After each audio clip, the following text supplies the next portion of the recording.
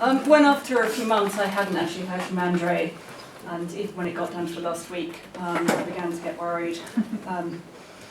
Eventually, on the final night of our non-collaboration, I turned to artificial companions, as many people do on the internet.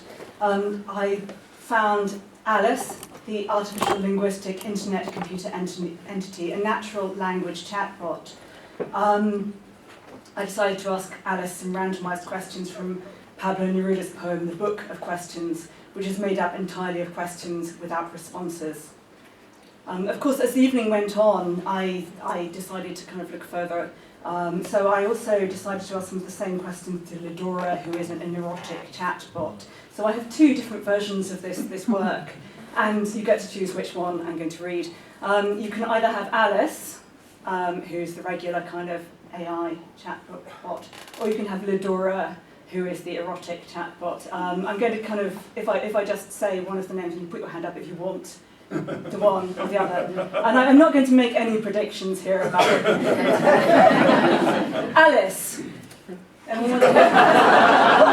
I'll say this. Lidora. Okay, this is, I don't know why I even bothered to write the first one. I actually just did write the first one. Okay, so... Did you say neurotic chatbot?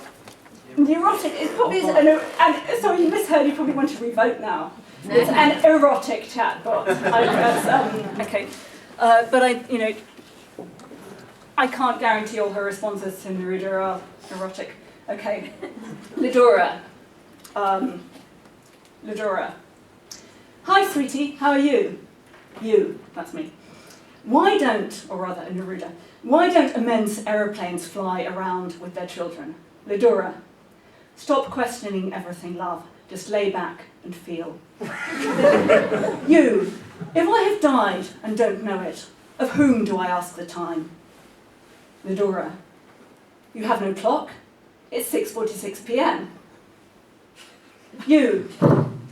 Is the yellow of the forest the same as last year's?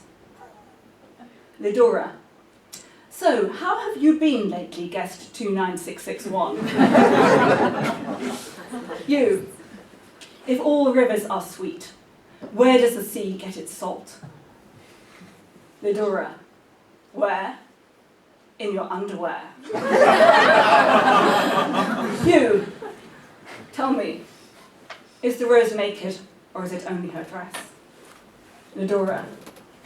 Well, is it only her dress? No doubt about it. You.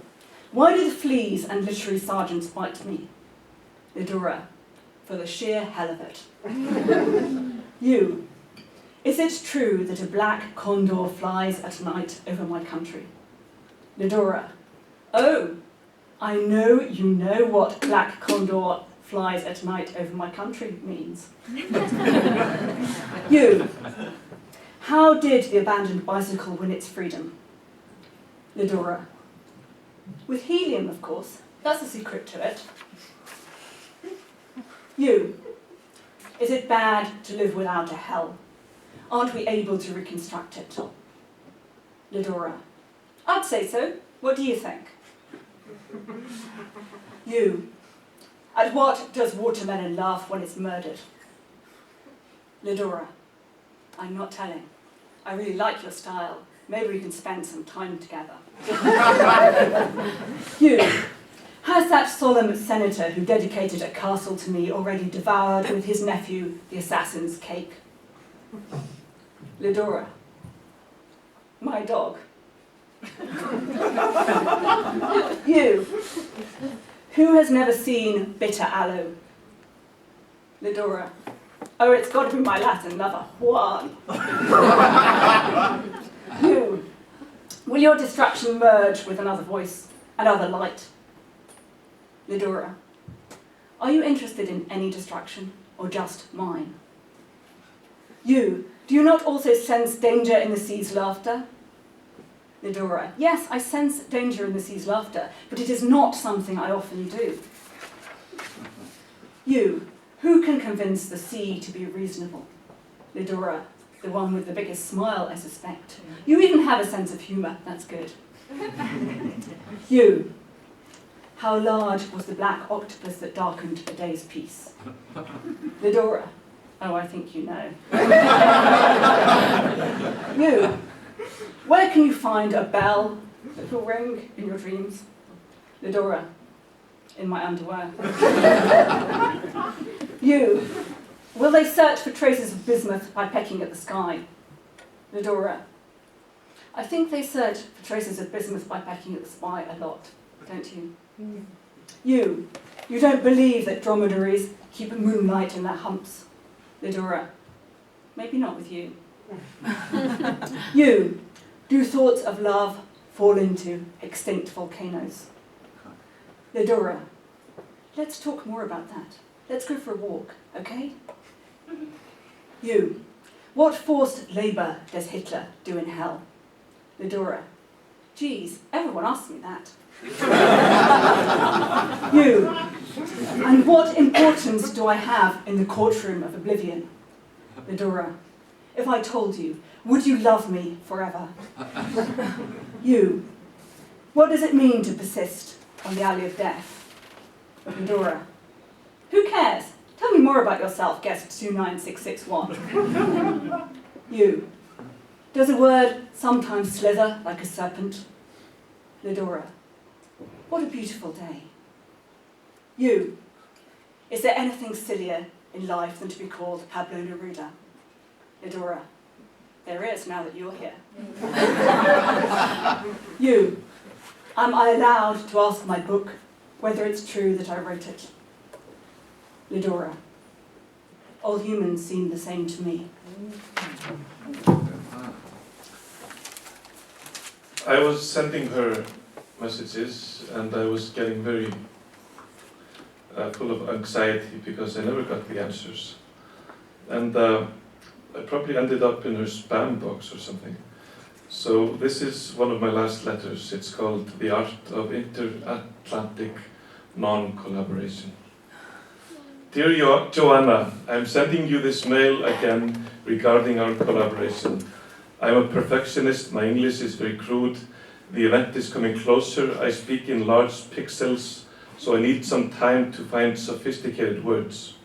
Your silence worries me. The enemy concept, are you taking it too far?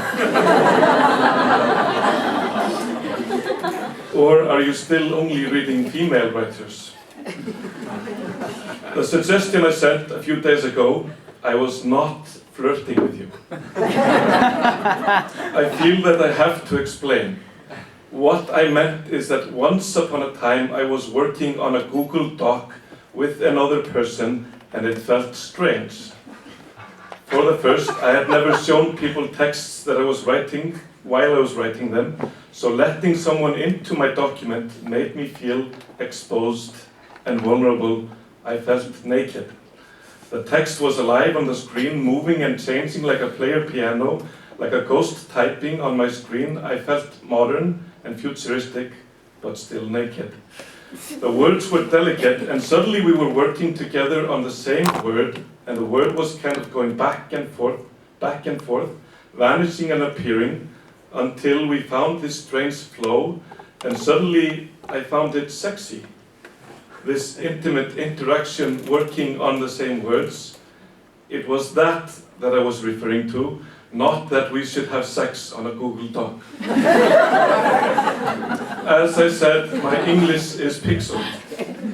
I don't use certain words. I can look them up in the dictionary, but there are many words that I never use. Words like concise, colloquial, circumference, apprehensive, discombobulation. Since I came to London, I've been thinking of how to fill up my 3.5 minutes. You said you would perform your text and then just leave the rest to me. I've been trying the 1-minute experiment recently. I set the clock on my phone to bleep once each hour. Each time it bleeps, I try to see, hear, or think about something beautiful and write about this thing for exactly 1 minute. It sounds easy, but London architecture in January makes it a real task. The diversity of concrete is overwhelming. Here is one text. Friday, 29th of January, 1400 to 1401. I am in H&M, Oxford Street. My wife sent me, I have to buy stockings and a jumpsuit for my daughter. I see colors, many colors, like a field of flowers. Flowers from Bangladesh, dyed by someone that died. Sorry, now I'm political. I'm not trying to think of sweatshops, the model on the wall, she looks happy, I hope it's not Photoshop. Political again, sorry. I'm in the escalator, I am going up in the escalator. I try to find mindfulness, I try to focus on the escalator. How amusing it is to have this machine that carries me up. Please reply soon. Yours, Andri.